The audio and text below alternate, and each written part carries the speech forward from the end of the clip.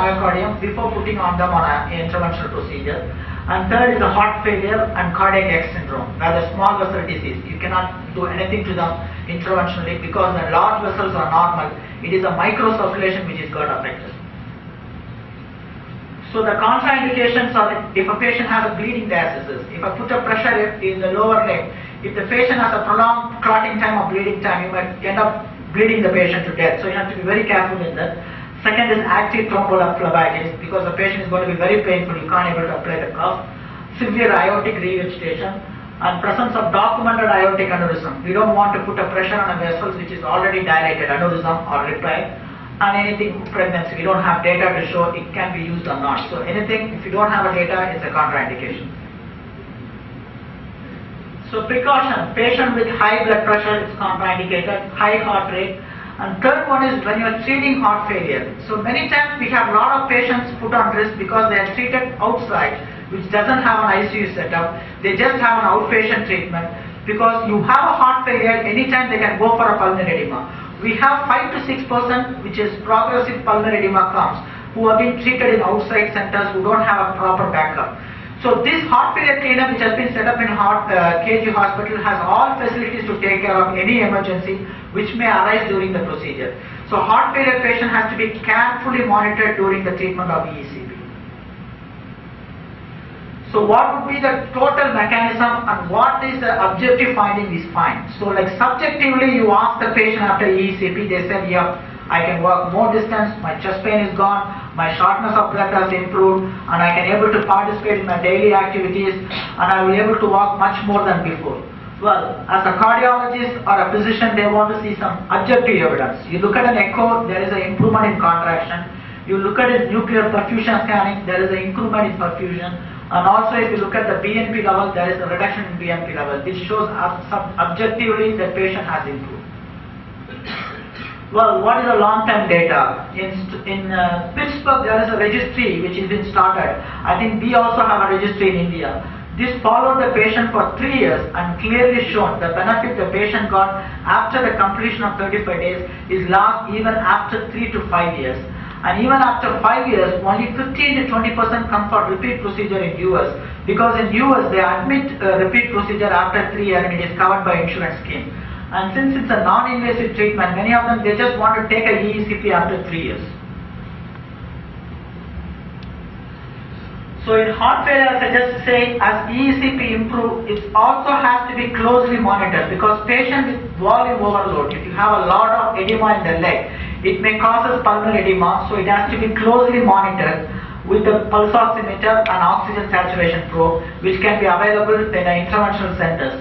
So patient, if you want to start a heart failure clinic, it has to be closely monitored. So as a conclusion, I would say ECP is a safe, effective, non-invasive, non-pharmacological treatment for patients with heart failure and refractory angina. And this treatment is already FDA approved and it is covered by most of the insurance companies in US. And India also currently our Kalanja scheme, Star Insurance and CGHS are already reimbursing ECP. So it is one of the treatment for a selected subgroup of patients who definitely have a high benefit during this procedure. And so as you know, it's a very, very safe treatment, because the number of patients, if you say like what is my chance of getting a heart attack during the procedure, I would say it's less than 1%. And if you have a severe LV dysfunction, I would say if they are properly monitored, it is very safe. But if it is treated in an outpatient setting with not proper ICU backup, probably you may have a 5 to 10% worsening of the symptom because you don't have an attached ICU. And before conclusion, I just want to give you some idea about what we have started as a registry in India. And this registry in India we have started has published more than 900 patients data in international journals, including European, US and American Heart Failure Society. And this is this paper which is recently presented in Heart Failure Society of America, because this involves a group of people where the cardiothoracic feel that if they put on a bypass surgery, they might go for IABP and prolonged hospitalization. So as a preparation of the patient before going for an interventional procedure, they have given 15 sessions and they have shown almost there is a 60% reduction of IABP insertion during the procedure. So it simply says, if you give a short course of treatment before postmortem for a high-risk bypass surgery, it might bring the risk of IABP insertion and mortality during the interventional procedure. And based on this study, already Mayo Clinic has accepted this protocol, and they are also using EECP prior to surgical procedures. And if you see here,